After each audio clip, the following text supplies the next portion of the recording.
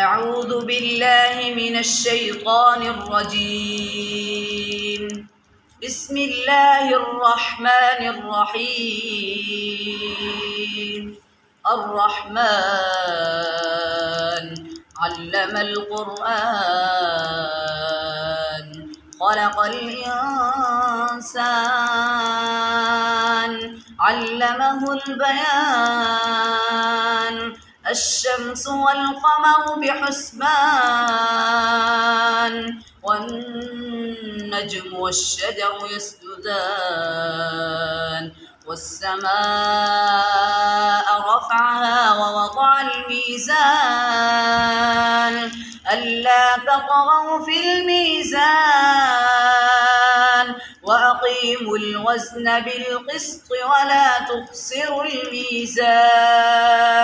والأرض وضعها للأنام فيها فاكهة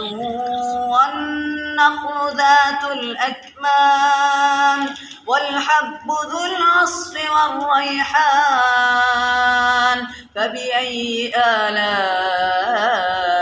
ربكما تكذبان خلق الإنسان من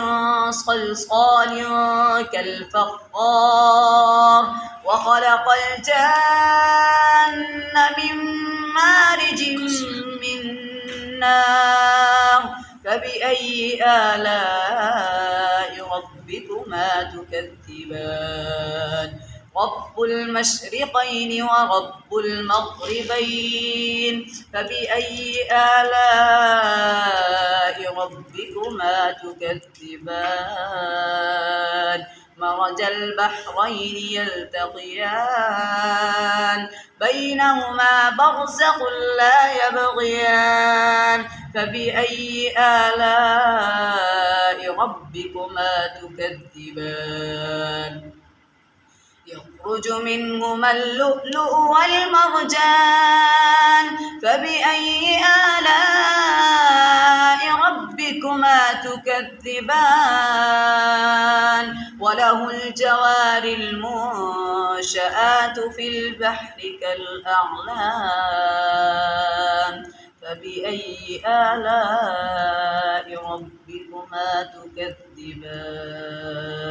صدق الله العظيم.